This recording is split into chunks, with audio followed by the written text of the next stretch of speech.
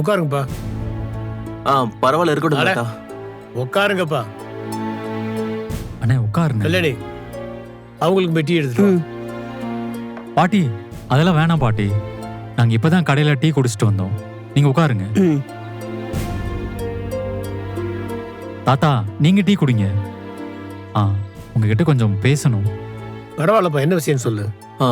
முதல்ல டீ குடிங்க தாத்தா, அப்புறம் பேசிக்கலாம்.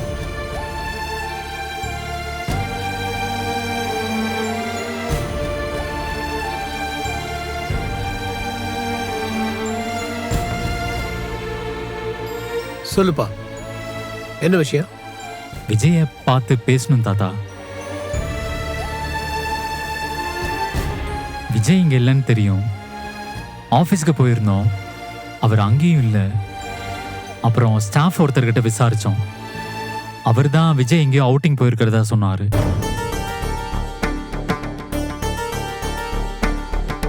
ஃபோன் பண்ணாலும் அவரை ரீச் பண்ண முடியல.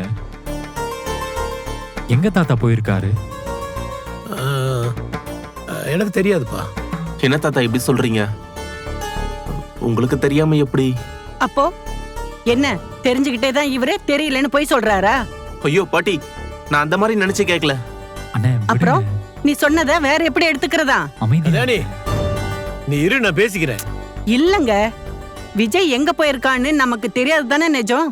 அத சொன்னா உங்களுக்கு தெரியாம எப்படின்னு கேட்டா இதெல்லாம் என்னங்க பேச்சு? கொஞ்சம் கூட நல்லா இல்ல. என்ன பாட்டி, ஏதோ சண்டைக்காரங்க கிட்ட பேசுற மாதிரி பேசுறீங்க. ஆமாப்பா, நீங்கெல்லாம் பேசாததையா நான் பேசிட்டேன். கல்யாணி,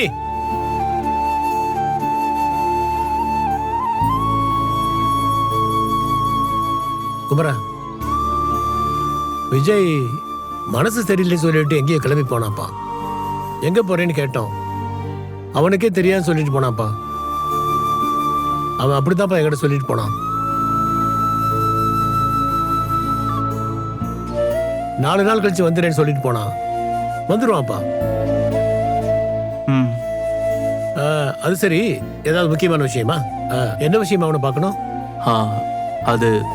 அது வந்து காவேரி விஷயமா அவர்கிட்ட கொஞ்சம் பேசணும் தாத்தா.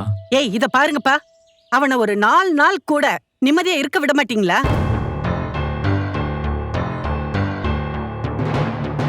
நீங்க எல்லாரும் சேர்ந்து அவனுக்கு கொடுத்த மன நெருக்கடியை தாங்க முடியாம தான் நிம்மதியை தேடி போறேன்னு அவன் எங்கேயோ போயிருக்கான். அதையும் கெடுக்கணுமா உங்களுக்கு இப்போ? உங்களை கெஞ்சி கேக்குறேன், என் பேரனை விட்டுருங்க. உங்க யார் சாவகாசமா அவனுக்கு வேண்டாம். முதல்ல கிளம்புங்க இங்க இருந்து. கல்யாணி,